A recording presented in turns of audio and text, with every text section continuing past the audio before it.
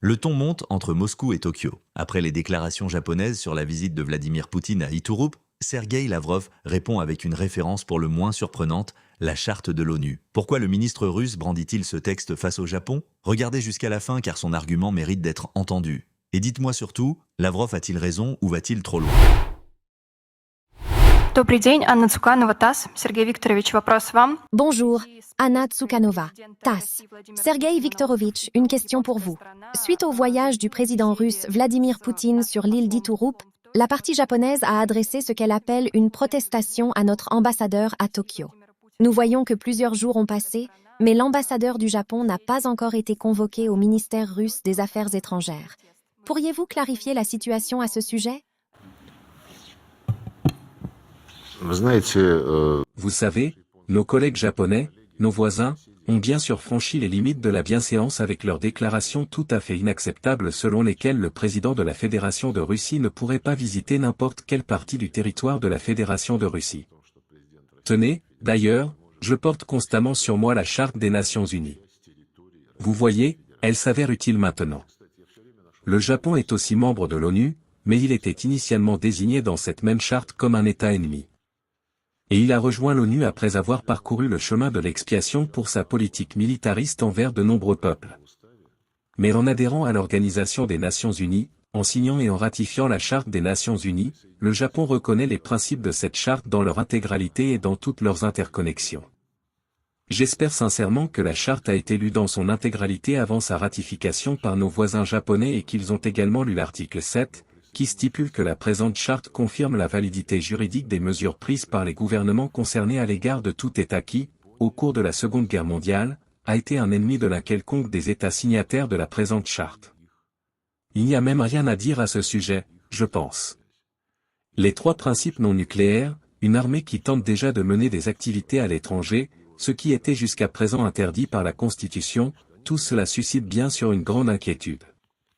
Mais si, avec cette ligne ouvertement agressive et militariste, ils veulent détourner l'attention par des attaques, pardonnez l'expression, contre la Fédération de Russie, en nous accusant de violer le droit international, alors je leur conseillerais de s'occuper plutôt de leurs propres affaires, ils ont beaucoup de choses à régler chez eux. En ce qui concerne nos ambassadeurs, l'ambassadeur de Russie a été convoqué au ministère japonais des Affaires étrangères, et cette protestation lui y a été présentée.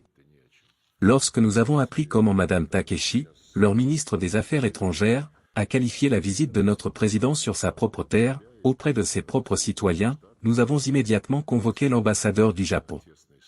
De l'ambassade, ils ont répondu de manière peu claire, ils ont hésité, puis ils ont expliqué qu'ils ne pourraient pas être disponibles ni vendredi 14 ni lundi 17 août, c'est-à-dire aujourd'hui, qu'ils n'étaient soit pas à Moscou, soit qu'ils ne se sentaient pas bien, nous n'avons pas vraiment compris. Cela suscite bien sûr la surprise, car monsieur l'ambassadeur est réputé pour son énergie débordante.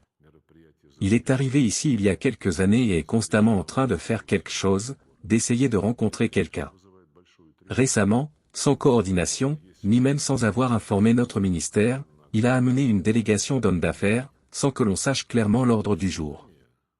Finalement, des représentants de notre ministère et du ministère de l'Industrie et du Commerce les ont rencontrés, mais on a soudainement découvert qu'à la fin de la visite, monsieur l'ambassadeur avait organisé un groupe de travail incompréhensible, puis ils ont commencé à se défausser.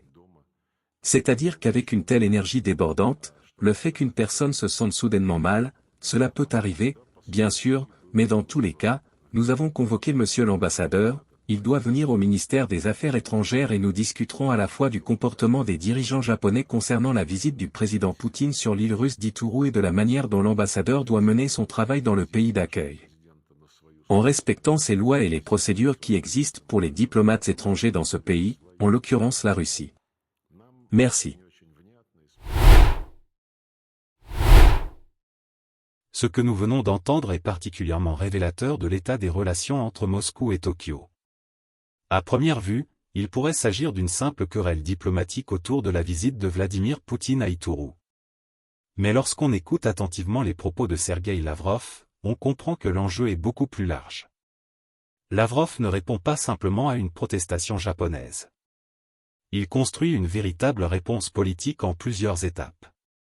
D'abord, il affirme clairement que Moscou considère Ituru comme une partie intégrante du territoire russe. Dans cette logique, la présence du président russe sur cette île est présentée comme une affaire intérieure russe et non comme un acte nécessitant l'autorisation ou l'approbation de Tokyo. Mais derrière cette affirmation se trouve évidemment le vieux contentieux territorial entre les deux pays. Le Japon revendique plusieurs îles des Kouriles du Sud, tandis que la Russie exerce effectivement son contrôle sur ces territoires depuis la fin de la Seconde Guerre mondiale. Cette question n'est donc pas nouvelle. Ce qui change, c'est le contexte international dans lequel elle ressurgit. Et ce contexte est particulièrement tendu. Depuis plusieurs années, les relations entre la Russie et le Japon se sont considérablement détériorées. Tokyo s'est rapproché davantage des positions occidentales sur la Russie, notamment dans le contexte du conflit en Ukraine. Moscou, de son côté, considère que le Japon participe désormais à une politique de pression occidentale contre la Russie.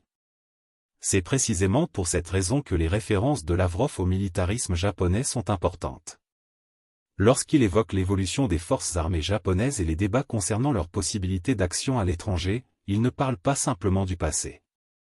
Il établit un parallèle entre l'histoire militaire du Japon et les transformations actuelles de sa politique de défense.